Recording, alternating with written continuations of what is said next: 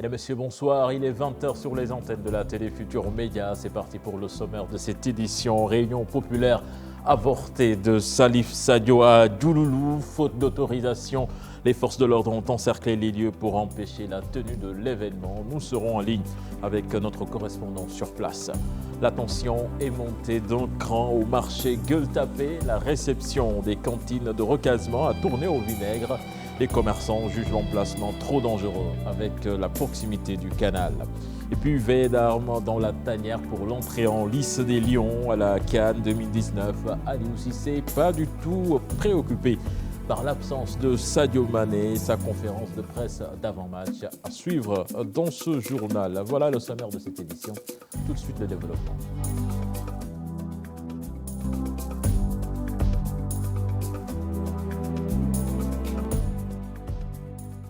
Bienvenue à toutes et à tous. Boubacar Diassi, bonsoir.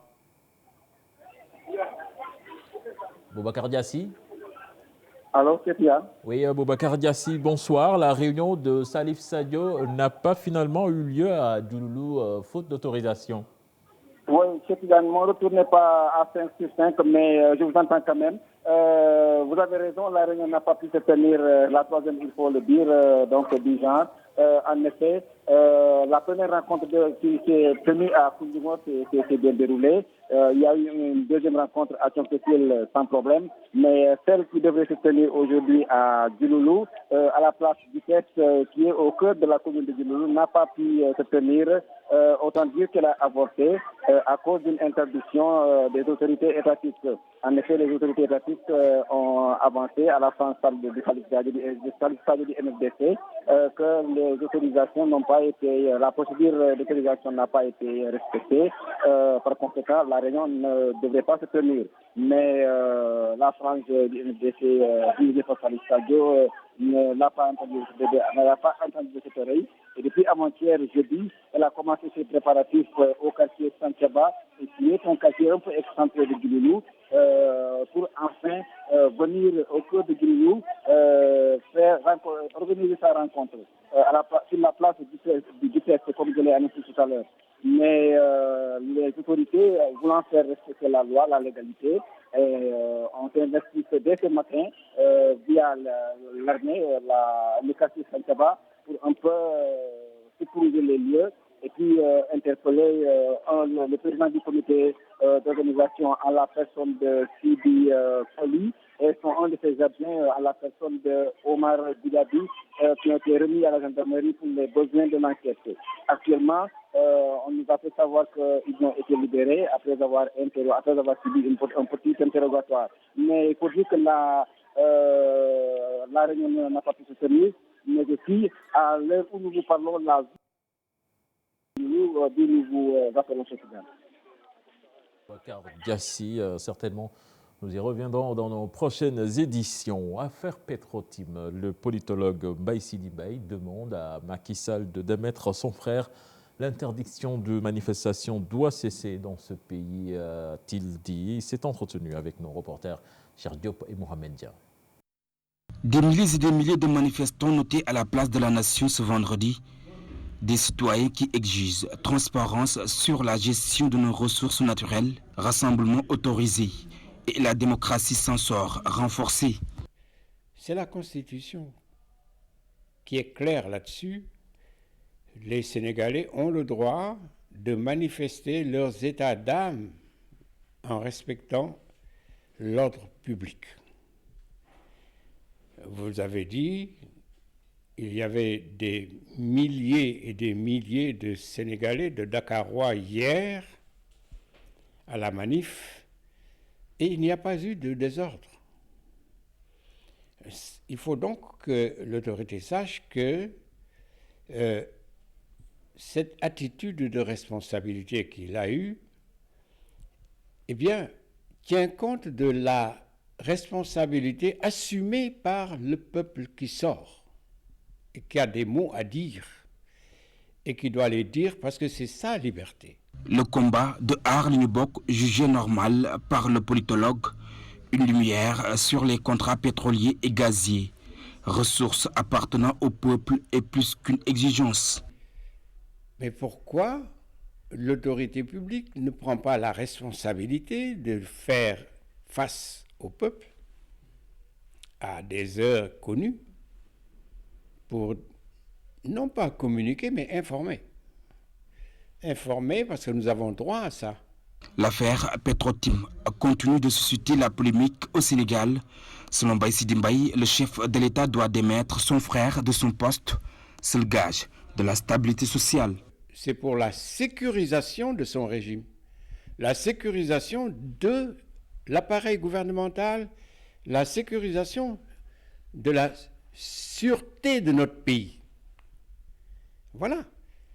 Est-ce que un frère ou un cousin ou un père, un fils, devrait permettre que qu'on laisse ce pays brûler? Non. La plateforme citoyenne veut la lumière. Arline Bok compte poursuivre le combat et mettre la pression sur l'État. Il donne rendez-vous vendredi prochain pour un autre rassemblement à la place de la Nation. Cher Diop, je vous l'annonçais dans les titres, la réception des cantines de recasement provisoire du marché Gueule-Tapée tourne au vinaigre. Les commerçants ont montré leur désaccord quant à l'emplacement de ces cantines. Ils estiment que le canal est beaucoup trop dangereux pour abriter ces cantines. Du côté du délégué de marché, tout est aux normes. La construction a été autorisée par des organismes publics. Je vous propose de suivre là-dessus ce sujet signé Kumba Matlo et Mardia. Le problème n'est toujours pas résolu au marché Gueule-Tapée de la Médina. L'entente est difficile, voire même impossible, entre commerçants et autorités quant à sa délocalisation. Là où ils veulent amener la partie C, là-bas le pont c'est le maire, le canal, c'est le maire Ousmane Doye qui avait dit qu'il n'accepterait plus qu'on m'impose qu'importe sur le canal parce que la date est périmée. Ce sont des cantines en fer qu'on a mis ici, plus les cantines en fer, l'électricité et en temps d'hivernage, ici ça inonde. Les commerçants déplorent le manque d'informations à leur niveau. Pas plus tard que ce matin, ils ont été surpris de voir la route du marché barrée. Après des informations, on a dit que c'est le promoteur qui l'a barré. Mais le problème c'est que ils n'ont pas discuté avec les propriétaires des cantines. Nous réveillons un jour seulement, on a vu des... Je ne sais pas si ce sont des cantines ou des...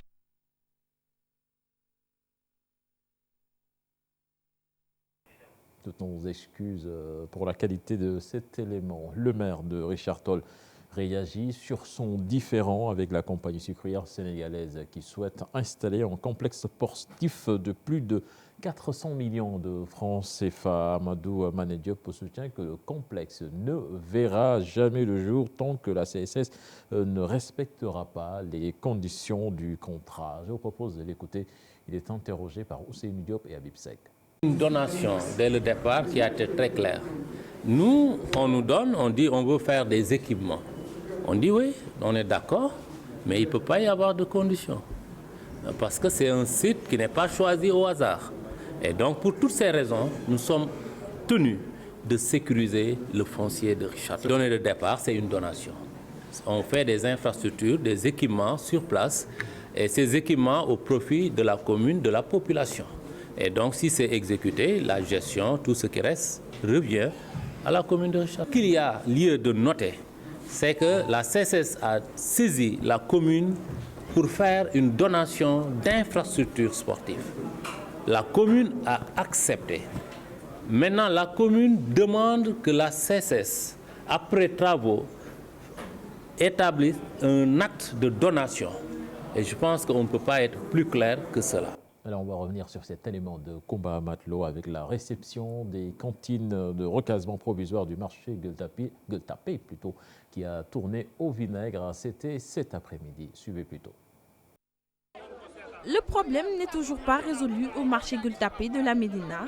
L'entente est difficile, voire même impossible, entre commerçants et autorités quant à sa délocalisation. Là où ils veulent amener la partie C, là-bas le pont c'est le maire, l'électricité et en temps d'hivernage, ici ça inonde. Les commerçants déplorent le manque d'informations à leur niveau. Pas plus tard que ce matin, ils ont été surpris de voir la route du marché barrée. Après des informations, on a dit que c'est le promoteur qui l'a barré. Mais le problème, c'est qu'ils n'ont pas discuté avec les propriétaires des cantines. Nous réveillons un jour seulement, on a vu je ne sais pas si ce sont des cantines ou des morgues sur le pont de la Gueule Tapée. La vérité est tout autre du côté du délégué du marché. Selon lui, le canal est bien apte à recevoir ces cantines car tout a été évalué et autorisé par qui de droit. 142 cantines.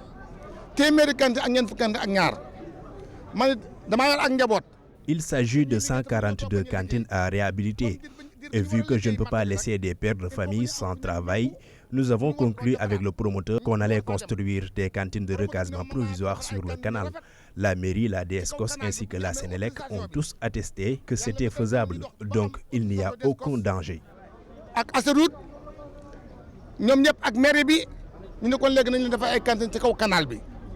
Alors qu'ils devaient réceptionner les cantines destinées à leur recasement, les commerçants ont montré leur désaccord. Ils disent être prêts à mener le combat jusqu'au bout. Gouvernance locale, l'Association des maires du Sénégal se voit appuyée à nouveau. Il a signé ce matin un deuxième protocole. C'est avec le syndicat national des directeurs généraux des collectivités territoriales de la France. Objectif, consolider les acquis en matière de décentralisation, renforcer l'acte 3 et la mise en œuvre de la fonction publique locale. Les explications de Christophe Verger, vice-président de l'association, plutôt du syndicat des directeurs généraux, que je vous propose d'écouter au micro d'Al-Hassan Ba. Considérant les besoins des collectivités sénégalaises en termes de conseils, audits, expertise, échange de pratiques et d'expériences, considérant la reconnaissance du réseau professionnel du syndicat en tant qu'expert des collectivités territoriales, considérant l'offre du syndicat pour l'accompagnement de la démarche de renforcement de la gouvernance locale, vu les accords de coopération technique passés en date du 22 mars 2016 entre l'AMS et le syndicat des directeurs généraux, vu les actions réalisées sur la période triennale dans le cadre de ces accords et le souhait des deux parties de proroger ce partenariat, les parties en présence conviennent de renouveler leurs accords selon les modalités de coopération suivantes. Ce partenariat portera sur des missions d'audit et d'expertise, l'aide à la réalisation de diagnostics territoriaux, l'assistance technique sur les projets ou problématiques territoriales, la réalisation d'études et le montage de dossiers complexes, l'élaboration et la mise en œuvre de programmes de formation des élus, le partage d'informations et de ressources documentaires, l'invitation réciproque à des colloques, conférences, séminaires sur les collectivités locales en France et au Sénégal, l'organisation de manifestations conjointes, la promotion de la coopération décentralisée au sein du réseau professionnel du syndicat, l'échange de pratiques et la confrontation d'expériences, et enfin des propositions d'immersion dans nos collectivités respectives.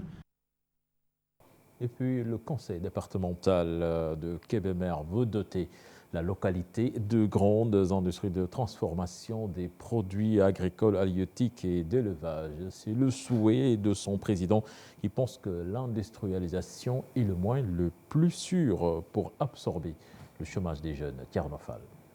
En dehors des activités agricoles, de pêche et d'élevage, le département de Kébémer doit aussi disposer de grandes industries pour résoudre le problème d'emploi des jeunes dans la localité, selon le président du conseil départemental. Oui, l'élevage peut absorber une partie des chômeurs, l'agriculture de même, la pêche de même, les services de même et même l'artisanat, etc.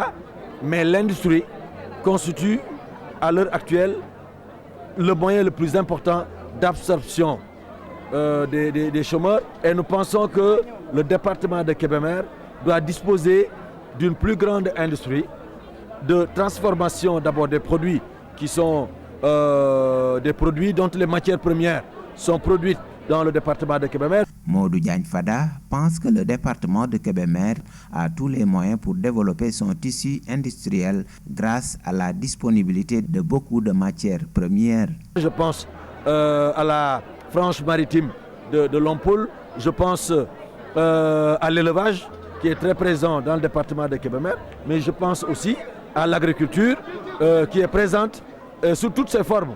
L'agriculture maraîchère, tout comme l'arachide, tout comme le mil, tout comme le sorgho. Je crois que nous avons là des moyens, en tout cas des possibilités pour développer l'industrialisation de notre département. Pour impulser le développement socio-économique du département de Kébémer, le conseil départemental organise depuis 2 ans la foire des ressources agricoles et animales de Kébémer, une opportunité pour montrer les potentialités de la localité dans les domaines de l'agriculture, de la pêche, de l'élevage et de l'artisanat. Le commerce de la noix d'acajou rapporte au Sénégal en chiffre d'affaires estimé à 22 milliards de francs CFA en 2018 grâce à l'interdiction des exportations par voie terrestre. C'est le secrétaire général de l'ACPEX qui l'a fait savoir. C'était en marge d'un atelier de formation des acteurs des filières en Akarde et mangue sur les exigences du marché international. Monsieur Batissis, que je vous propose d'écouter au micro de Boubacar Diassi. Nous sommes dans une période justement, dans la période justement d'exportation, de commercialisation de la noix de cajou. Et le Sénégal a une position très importante au niveau de la sous-région, mais aussi sur le marché international. Et depuis bientôt 2 ans, les autorités du Sénégal ont pris la mesure d'interdire l'exportation de la noix de cajou par la route. Et ça a son impact, parce que nous avons vu que l'année dernière, nous avons eu un chiffre d'affaires autour de 22 milliards comme impact de cette mesure. Et nous avons vu aussi qu'au niveau de la région de Ziguinchor, il y a eu création d'emplois, augmentation des revenus de ces entreprises. Les marchés internationaux sont des marchés qui sont exigeants et qui nécessitent de la part des exportateurs, en tout cas de la part des acteurs, de pouvoir maîtriser toutes les procédures en amont et en aval pour pouvoir être dans ces marchés-là et avoir des bénéfices. C'est pourquoi nous avons jugé nécessaire, sur instruction de Madame la ministre du Commerce et des PME, de partager avec les exportateurs de la région de Ziguinchor les exigences et les dernières nouvelles qui concernent les marchés, surtout les marchés d'exportation de l'anacarde et de la mangue. Bientôt, une agence nationale de reforestation pour le Sénégal. C'est une annonce du ministre de l'Environnement, Abdoukarim Sall, qui estime que cette agence sera beaucoup plus compétente que la muraille verte. Je vous propose de l'écouter. Nous avons les projets sur lesquels nous avons accordé des priorités, c'est notamment les projets et programmes qui concernent la gestion du littoral, les projets et programmes qui concernent la gestion de nos forêts, les projets et programmes qui concernent la gestion des parcs nationaux, les projets et programmes qui concernent les aires marines communautaires protégées, les projets et programmes qui concernent de manière générale les zones humides. Vous avez tous suivi que dans les axes prioritaires, dans les programmes du gouvernement, dans le programme du gouvernement figure en bonne place le PSE vert. C'est dans ce sens que dans les jours à venir, nous verrons au Sénégal l'agence sénégalaise de la reforestation qui aura une responsabilité nationale, contrairement à la Grande Muraille Verte. Mais cette agence aura une responsabilité nationale qui va lui permettre d'adresser cette lancinante question de la reforestation. Nous parlons éducation à présent, à quelques jours du démarrage des épreuves du baccalauréat, des épreuves du premier tour du baccalauréat général. Les révisions vont bon train au lycée Lamine Gueye de Dakar. Les candidats retrouvés sur place se disent prêts malgré le stress de l'examen. Un reportage signé Maguette Soiré Diallo et Marien. C'est la concentration parfaite chez Youssouf. L'élève en classe de terminale S2 révise ses cours de mathématiques. Il est plus ou moins stressé par les épreuves qui l'attendent dans moins de 10 jours. N'empêche, il se dit confiant. On est prêt à affronter le combat et on a confiance en nous pour la réussite aussi. Pratiquement aucune perturbation notée cette année, contrairement aux années précédentes. Ces élèves en classe de terminale satisfaits de cet état de fait qui constitue selon eux un aspect positif. Cette année-ci, il n'y a pas de grève, c'est vrai, mais l'année est presque achevée Et machallah, il n'y a pas de perturbation. Donc on est confiant de... Oui, tous les programmes sont achevés maintenant. Il n'y a pas de problème là-dessus. On a fait tous les programmes et tout. Franchement, on pense que ça sera tellement difficile. Mais bon, ça va, ça ira. Ben, on va faire dans notre maximum. C'est pour cela qu'on revise et tout ça. Et les profs nous ont donné le maximum pour réussir. Et Inch'Allah, dans notre esprit, on sait qu'on va réussir. Sous pression, ils le sont. L'examen à passer est d'une importance capitale dans leur existence. Pour dire vrai, je suis trop stressée. Mais bon, ça va. Non, l'attente des résultats surtout. La délibération. Le stress, c'est trop évident chez nous hein, parce qu'il y a trop de matières et on s'attend sur quelques domaines. Or que si ça ne sort pas, là, on est perdu. Combiné à la pression, ces potages estiment tenir le coup. Cette année, le premier tour du baccalauréat général va démarrer le 1er juillet prochain. Et puis en marge du colloque organisé sur Ousmane Sembène, nous nous sommes rendus dans les librairies du Sénégal, de Dakar, pour voir si les ventes de ces œuvres se portent bien. Et force est de reconnaître que ce n'est pas le cas. Par contre, les parterres regorgent de ces œuvres. Un reportage signé Aïssatou Paye et Modou Diop. Et pourtant, l'on dit de lui qu'il n'a fait que des études primaires. À 13 ans, il arrête l'école. Bonjour les petits boulots. Pêcheur, maçon, mécanicien, tirailleur, il l'a été, et même docker. Dans son roman Le Docker Noir, il y raconte son vécu à Marseille.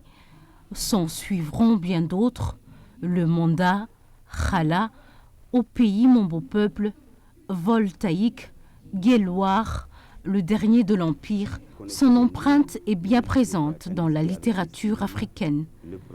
Pour savoir comment se portent ces œuvres littéraires, nous avons frappé à la porte d'une librairie. À notre grande surprise, aucune œuvre de Sembène dans les rayons. Cap sur une autre librairie, aucun interlocuteur. Nous nous sommes alors dirigés vers les parterres du côté du marché Tilène.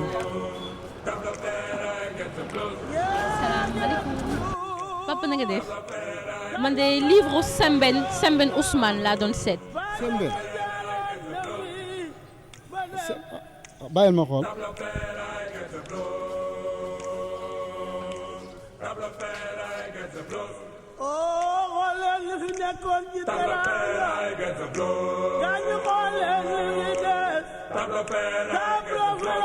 ñaata nga am ci Sembène Ousmane. Ce n'est pas facile en ce moment de trouver un livre de Sembène Ousmane ici. J'en ai qu'un seul. C'est comme chercher une aiguille dans une mode de foin.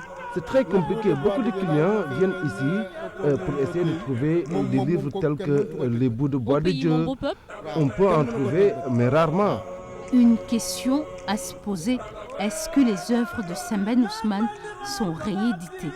Autodidacte, il est resté ancré dans les réalités de son pays jusqu'à sa disparition.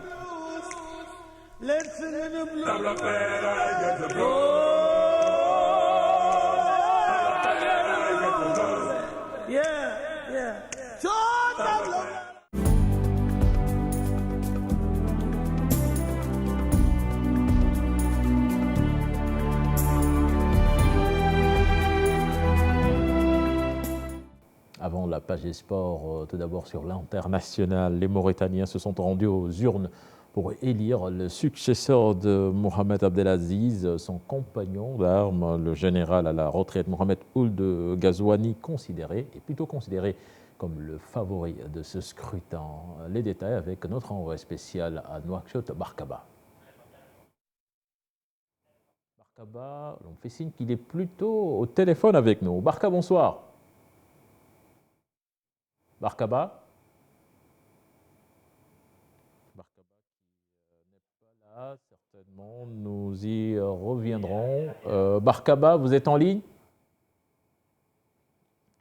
Allô?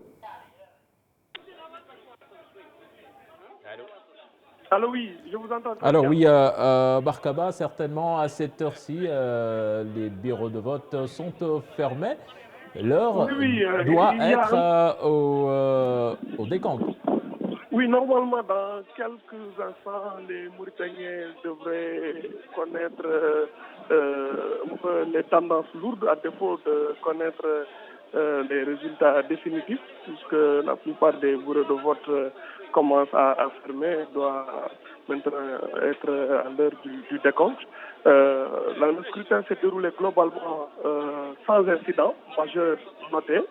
Ce matin, nous avons pu rencontrer l'un des grands favoris de ce scrutin que vous avez vu à l'image, le général Mohamed Ould Ghazouani, donné favori parce que soutenu par le président Aziz, président sortant, qui s'est fortement impliqué dans la préparation de ces élections. Et cette implication du président a conduit à une défiance de la part des autres candidats, à savoir Biram Ould Abeid, Khan Hamidou Baba, Ould Boubacar, Ould Mauloud, qui se sont réunis et ont fait tenu une conférence de presse commune en mettant en garde le régime contre tout trucage des élections et contre toute confiscation des voix du peuple mauritanien. Pour le moment, on en est là. On ne sait pas encore quand est-ce que les résultats vont être proclamés par la CENI, mais pour le moment, l'opposition, comme le candidat au pouvoir, fait sa démonstration de force. Et l'un des grands enjeux qui taraudent tous les Mauritaniens, c'est de savoir si oui ou non il y aura un second tour.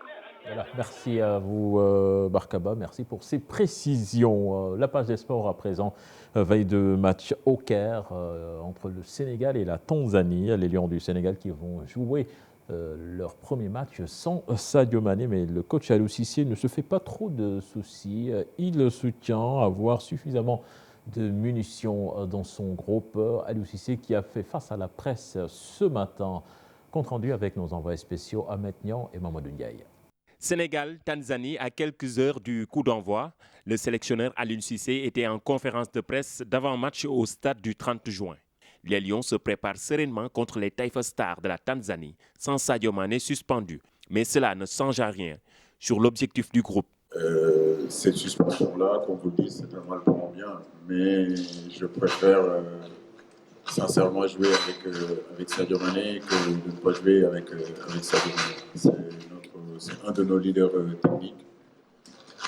Mais j'ai envie de dire aussi qu'on a des garçons à l'image de Baïdian, Ismaïla Sarr, Yaouketa Baldé, Saledjou, des garçons qui sont capables de parler à l'absence de... On va essayer de jouer ce match pour aussi de bien rentrer dans cette compétition. Mais de toute façon, Sadio nous rejoindra bientôt, Inch'Allah. Le sélectionneur Aliou Cissé rassure que le Sénégal veut bien aborder la compétition, mais loin de sous-estimer la Tanzanie. Nous ne sous-estimons pas la Tanzanie. Nous savons qu'ils ont de grosses individualités. Samatar en fait partie. Moussouba est un joueur excellent aussi qu'il faut surveiller. Ils ont un bon collectif, mais surtout ils ont aussi un entraîneur qui connaît le football africain, donc qui a fait partie de l'une des plus grandes équipes nigériennes. Donc nous abordons ce match-là vraiment avec beaucoup de confiance et surtout beaucoup de respect pour l'adversaire. Sénégal-Tanzanie comptant pour la première journée du groupe C au stade du 30 juin à partir de 19h au Caire, 17h à Dakar.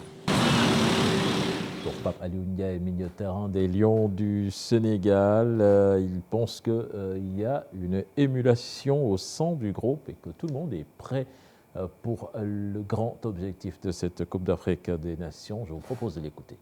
Depuis Dakar, on travaille bien, on a bien travaillé. Là, on est vraiment prêt. On le sera aussi au soir du 23 contre la Tanzanie. Comme je viens de le dire tantôt, ça ne sera pas facile, mais le Sénégal est prêt. On est 23 joueurs, tout le monde est capable de jouer. Le plus important, c'est d'être prêt quand le coach fera appel à qui que ce soit et puis de donner le meilleur de soi. Oui, je pense que le Sadio est un joueur très très important pour nous.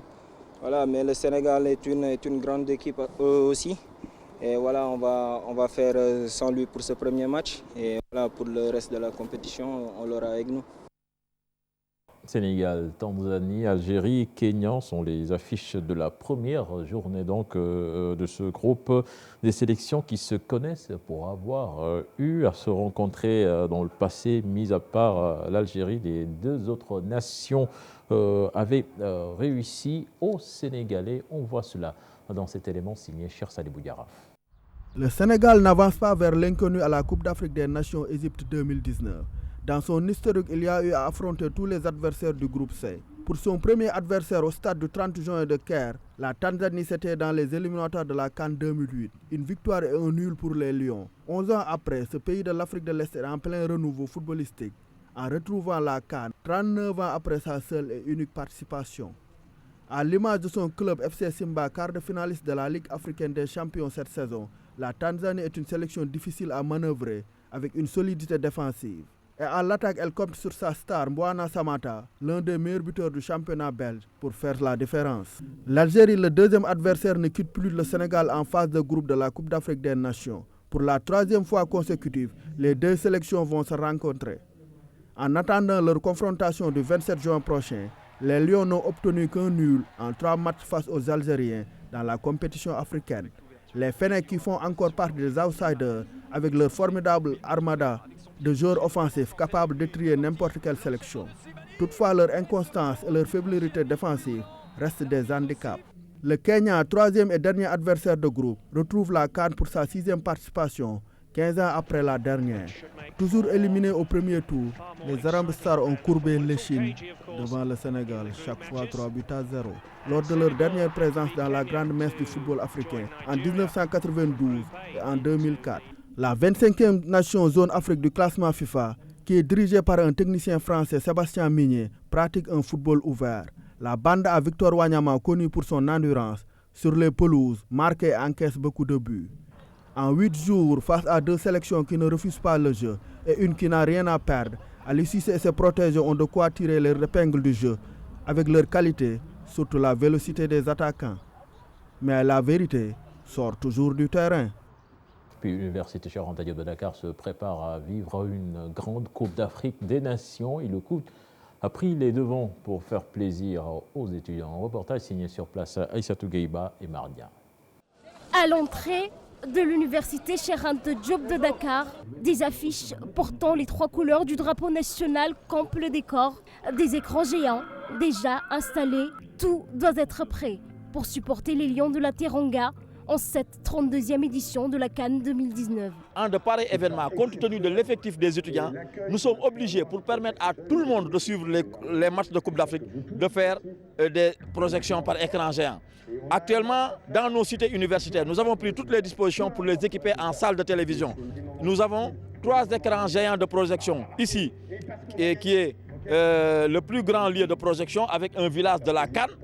Nous avons une projection également au niveau du terrain de basket où il y aura un concert avec Omar Pène ce soir pour lancer à la fois la Coupe d'Afrique et fêter la fête de la musique. Les étudiantes, on leur a mis un espace de projection au niveau de la cité Claudel. Des maillots et brassards en guise de soutien aux Lions, toute une fierté pour les étudiants de l'Université Cheikh Anta Diop de Dakar qui comptent bien mettre le paquet. On est nombreux ici à l'université, donc je pense bien que c'est avec un plaisir de regarder avec, avec harmonie, avec beaucoup d'ambiance parce que Inch'Allah, tous les étudiants seront au rendez-vous pour regarder la CAN 2019. Particulièrement à l'université, les gens préparent beaucoup de maillots. Moi qui vous parle, j'ai déjà un maillot. Dans ma chambre aussi, j'ai coloré tous les murs juste pour supporter mon très cher Sénégal. Puisqu'on est ici depuis 15 heures, c'est pas naturel, c'est juste pour les Lions. Entre confiance et espoir, autant de sentiments conciliés. Les étudiants et dirigeants de l'UCAD sortent en masse pour accompagner l'équipe nationale du Sénégal en cette 32e édition de la CAN qui a débuté vendredi et qui prendra fin le 19 juillet prochain. Voilà, c'est la fin de ce journal. Prochain rendez-vous pour l'information, ce sera à 0h avec le tout en images. Je vous donne rendez-vous dans 1 heure pour le premier numéro du journal de la CAN. Excellente suite de programme en compagnie de la TFM. Au revoir.